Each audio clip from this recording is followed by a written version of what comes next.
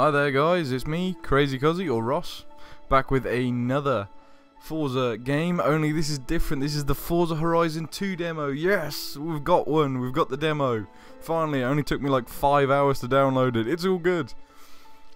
These opening cinematics, just food for thought, but they look very Gran Turismo-esque. I mean, granted, they're emphasizing the new weather effects that they're having. We've got rain, yes! What we've been crying for so many years, we've actually got rain. It's unreal. I know, weather. Not like we get a lot of it here in England, but yeah, it's nice to see it in a video game. It's very, yeah, this one is the one that I'm talking about when I say Gran Turismo. It's in a abandoned ruin, you've got rainwater on it, it's beautiful. And this is the Aston Martin as well. I can't wait to drive some of these cars. I am itching to play the full version of this game. So many memories of the first game relived in my mind. And this is a true car guy where he doesn't even bother washing his car. He just takes his girlfriend to the side of the road, as you do. This is the bit after the amazingly choreographed and cinematography sort of cutscene that you get when you download the demo. This is when you're on the ferry and you're ready to disembark with your cars. We are driving in the yellow Lamborghini. A beautiful car. It is the cover car of this game. Beautiful arse shot of the McLaren P1. I love those lights. I bet there'd be a fortune to change if you ever got rear-ended. McLaren part only, I'm afraid. And the Viper, of course, from the last game. That was the cover car from the last game. The Koenigsegg as well, the Audi R8, the Mercedes SLS, and the Lexus LFA, rounding off some nice, really nice cars. You got the Pagani Huayra as well. Ah dear, moving everything around. The beautiful LaFerrari as well. Absolutely gorgeous cars. These are dream cars. These are not the cars that you could go down the shops and buy straight away because you'd have the money. If you do, please, would you mind sharing some with us? That would be nice.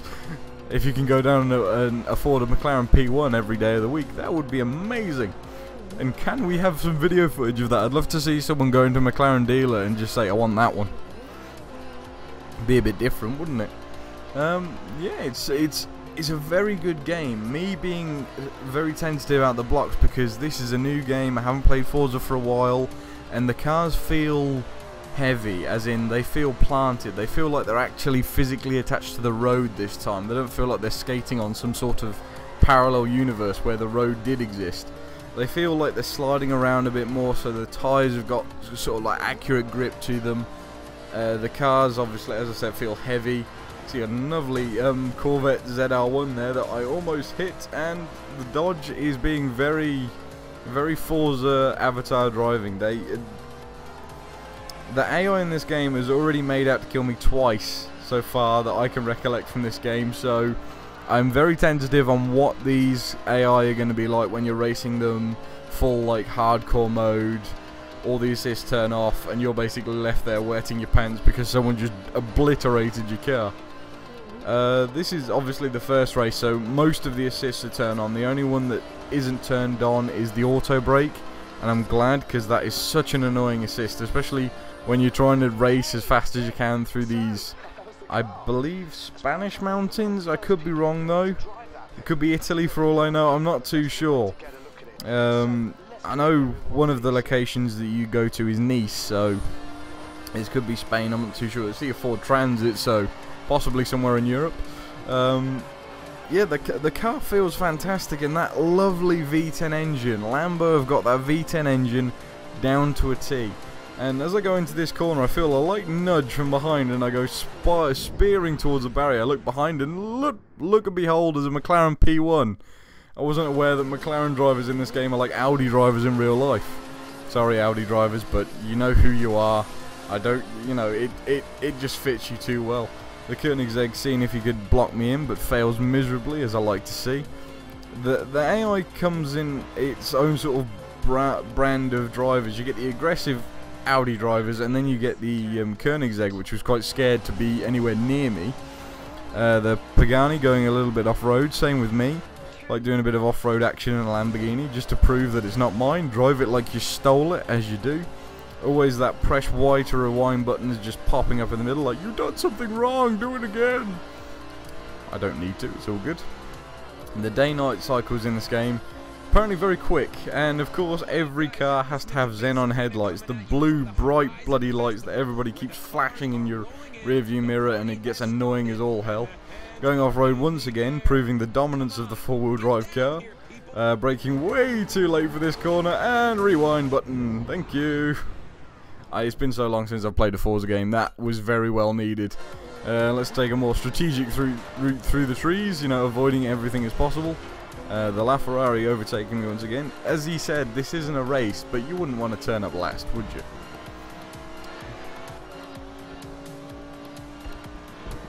But yeah, the Horizon Festival itself, if you ever played the first game, is like a giant party hub in the middle of nowhere that you're not allowed to take part of.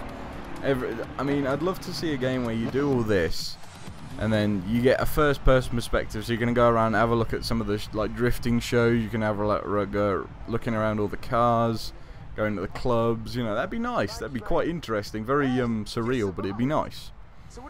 And this is the guy that invited you here, and he obviously invited you to drive all of these really expensive cars. He's one of the people that can go down to a McLaren dealer and go, I want that one.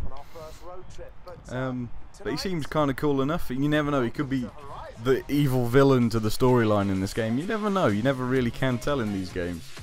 And of course it shows you the cinematic of what you missed basically during that night, like loads of clubbing, drag racing, full on absolute warfare essentially. Drift racing, you know, car show offs, drifting, drag racing, rinse repeat, off-road racing, why not? And a bit of showing off as well in a Ford GT.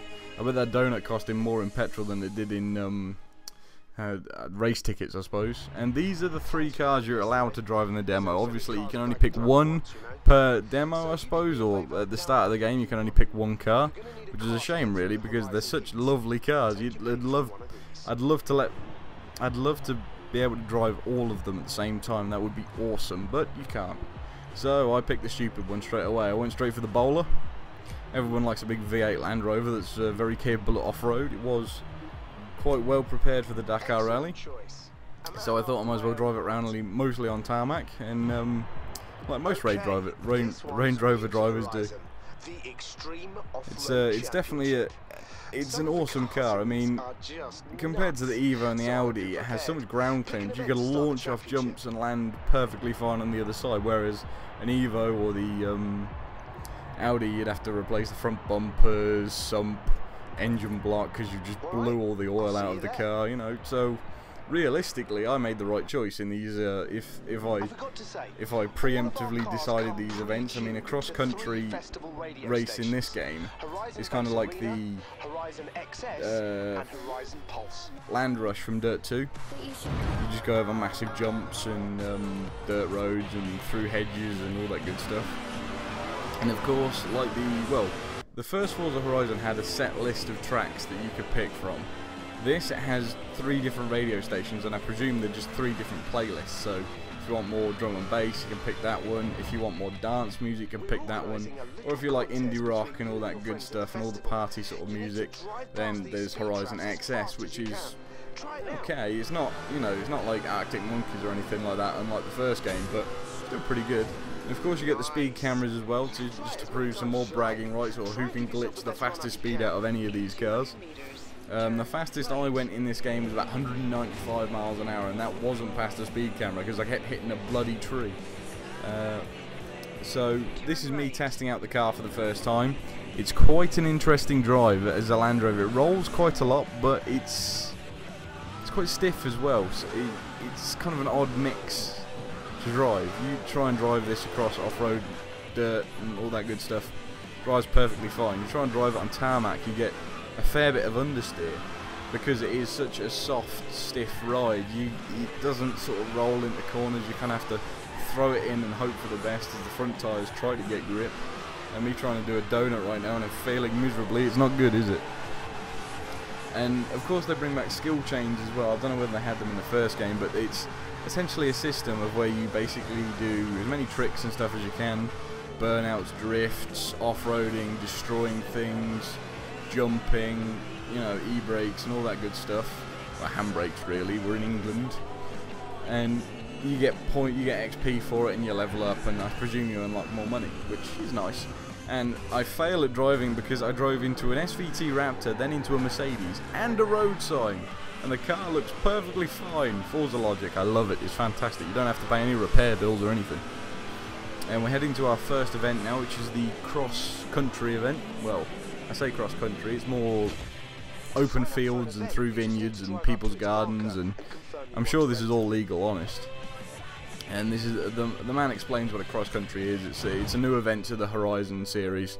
It's essentially Land Rush from Dirt 2, as I've mentioned beforehand. So it's very different to Forza drivers. If you're very Forza orientated, this event might confuse you. You do have to go off the road. I know it's a bit odd. Bear with me. It's fine. I'm used to that myself. I'm an avid sort of rally fan, so I like a bit of mud play every now and again.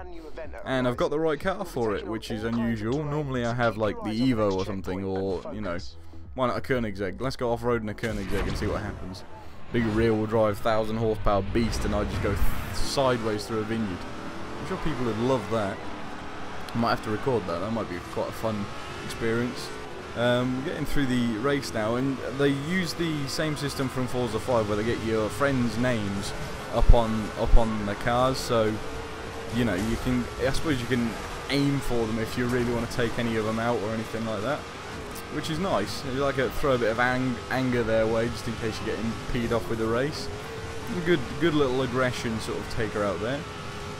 This is very Dirt 2-esque. I like it. You just get loads of mad jumps and going through people's back gardens and checkpoints. Feels very open, but it's very constrictive at the same time, because you can't really go. If you go too far from the checkpoint, you'll get respawned back, and you have to go through the checkpoint again, which is a bit of a bummer. But it is, as long as you stay relatively in between them, you're good to go, really. And you can find little bits of checkpoints here. Well, you can find shortcuts here, there, and everywhere, which is always nice. Any sort of point you can save a bit of time on yourself, you're golden. You can win these hands down. It's a fantastic event. I just love the fact that you can do this in Forza. I can only imagine this gets worse if it's like really heavily foggy, it's peeing down with rain, you're in a rear-wheel drive sports car and you have to do this. That might get a bit tedious, but it's very fun, to say the least. I mean, 16 of your mates driving through a vineyard with four-wheel drive minis that have got like 600 horsepower. Sounds like fun. Oh, why not? You know, you got the money and time, may as well. Sounds good. You're doing some skill driving through some trees, trying to avoid things as much as I can. And apparently hay bales are very heavy. If you hit one of those, you're going to have a bad time. And this is the first event over and done with. This is on normal difficulty. It's a bit. The difficulty's a bit broken. I drove it on normal, and I could have sworn it was on the hardest difficulty because I couldn't catch up to anybody. Everybody was just getting away from me. So, and then that race was easy. I stayed ahead of them. Just kept my car reasonably straight lined, and I won, but it's sort of it's a bit iffy whether it works or it doesn't. Sometimes I think the difficulty is a bit varied. And of course, Rivals mode is back again, so you can race your friends through vineyards on, you know, it's basically a time trial run, which gives you enough free time to get the best lines through the courses, and any sort of problems that you had during the race you can sort out here and get right, so you can go back and attack the race again if you didn't get the spot you wanted. Say you got like 3rd or 4th. Have a go on Rivals, get the best lines, and go back and kick ass in the race. Simple as. It's always nice to get a free practice run at the track before anybody else does. It's a bit weird when you don't have any of the other cars to judge where to brake or where to turn, but as soon as you get used to it, it's not a problem. Cutting through the trees there like a boss, avoiding everything like I can. As that's about the threshold of a checkpoint you can really sort of judge. If you go through the smoke, you got it. If you miss it just the slightest bit, even with the body of the car, you'll have to reset and go through the checkpoint again.